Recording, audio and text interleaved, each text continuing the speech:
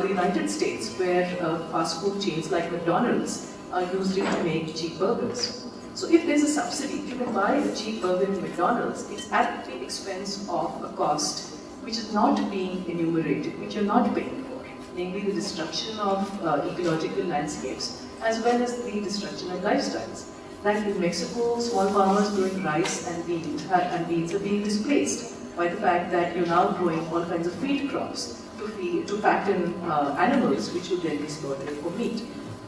Now, apart from these kinds of local social and ecological effects, the environmental impact of long-distance transport, the fuel that it takes to bring in, strawberries from Bangalore or apples from New Zealand, the global warming that is caused by this kind of transport network is actually huge. And what also then needs to be looked at is the related issue of the fact that much of this food has far less nutritive value than what is grown locally, what is fresh, what is not processed, what is not preserved. And much of this literature that talks about these kinds of patterns of consumption around the world focuses on the countries of the global north, on North America and on Europe. But if you look at India, the same sort of thing is being replicated, the same pattern is being replicated on a smaller scale. And if you go to any, affluent area in Delhi, South Delhi, or even your local market here near exchange stores, you'll find that there are these sort of global and distant sources of our food, which we are now increasingly consuming, without taking into account their ecological impacts or their social impacts. And with liberalization, this form of consumerism is now thought of as a right. If in an earlier time, Tilak said, Swaraj Maza Janma Siddha Hakka, that Swaraj is my birthright. I think today's generation probably declares the right to consume is its birthright. You meet friends, you meet in cafe coffee day. What do? You drink Coke or Pepsi, or you have a drink, you drink alcohol. What do you like to eat? You like to eat pastries and pizzas. Or if you go to a canteen today, a canteen that would earlier serve you freshly made pakoras. Now along with the freshly made pakora, you have Maggi noodles. So each of these things represents a profound shift in our diets in terms of both the nutritional part of it, which people actually sometimes do pay attention to, but also it tells us something about the way in which food production systems have changed. Who's growing this food? Do we know that? Who makes Maggi? We know Nestle makes Maggi noodles. Where is it being manufactured? What goes into it? We don't know that. Whereas with pakora, you can sort of see this is besan, it came from here. These are the vegetables, or this is the oil, and so on.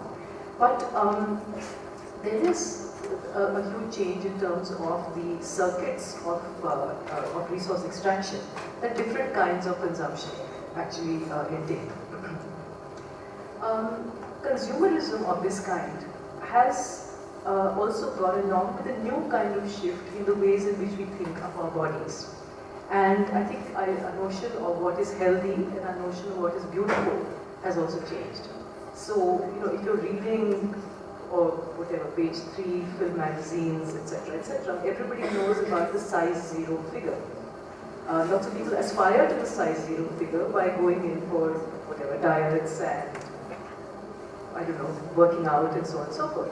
But this very idea that you work out in a gym is actually quite different from Gandhi's idea of the dignity of work. That when you work, and that is to say, if you do productive manual work of cleaning something or creating something, and you sweat it up, that's a very different kind of body that is produced than the perfectly toned, glossy body that you get by working out in the gym. It's a very different way of relating to the world and to oneself. So somewhere along the way, the idea of disciplining the body, and if you work out in the gym, that's also a form of discipline, right? It's a way of pushing yourself and becoming fitter and so on. But somewhere along the way, this idea of disciplining the body and controlling the senses has changed. Its goals have changed.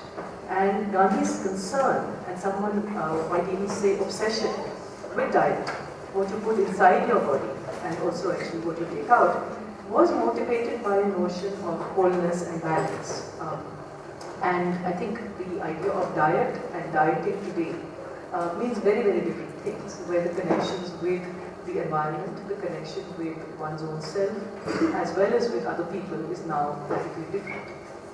So when thinking about contemporary consumerism around food, around practices of the body, it's important to remember that Gandhiji actually refused to make a distinction between the violence of consumption and the violence of communal violence. And about the British Empire, he is known to have observed, and I quote here, that God forbid that India should ever take to industrialism in the manner of the West. The ecological imperialism of a single tiny island, namely Britain, is today keeping the world in chains. If an entire nation of 300 million took to similar economic exploitation, it would strip the world bare like locusts. And in this context, it's important to remember that 300 million is what he was talking about at that point, which is approximately the size of India's upper class, our middle class and our elite. And this middle class has taken very happily to all manner of consumerism. And what we see therefore is a pattern of colonialism being enacted by India, both on its own citizens. If you look at internal colonialism in central India, in the northeast, where resources are being extracted at a frantic pace by dispossessing people, as well as international colonialism. Now, Indian firms buying up areas in Africa in order to be able to make sure that they get access to resources in competition with China. So I want to conclude by saying, well, what do these kinds of practices tell us about ourselves today? And more important, how can we, by thinking about them, by reflecting about them, change what we do? How does one apply the concepts of ahimsa, swaraj, and swadeshi to one's own body and to one's life in the most basic and yet profound everyday practice of eating food? For people like us who come from relatively well-off backgrounds, I think the basic thing is to consume less, because in very many ways we are able to be self-indulgent, and we need to think about where that food comes from, think responsibly about the ecological consequences of producing that food, and be very careful about what we eat, what we consume and how much. At the same time, we need to also think of all of those, the poorest people who Gandhi reminded us about all the time, who need to consume more and whose access to reasonable, nutritious food is actually being taken away. And we need to help them get that basic access. When you look at rates of malnourishment and hunger across rural India and in some parts of urban India as well, it's a very sorry reminder of the way in which we have failed ourselves as a nation and failed Gandhi as well. But the important thing I believe one must do is to, in very small ways in every day, ask questions and think about where your food is coming from, how it is grown, talk to the sabziwala, try to find out a little bit more about where these things, read the information packaging on the packages. But also try to go beyond it and find out how things are grown, how they're processed, and how this process of production treats all the constituent elements without which we cannot live: soil and water, minerals, plants, animals, and people. And it's only by, I think, probing this kind of politics of food and the ethics of food, by looking at how we come to be drinking Coke instead of Chaj or Dab or Nimbu Pani or something, how we come to be drinking water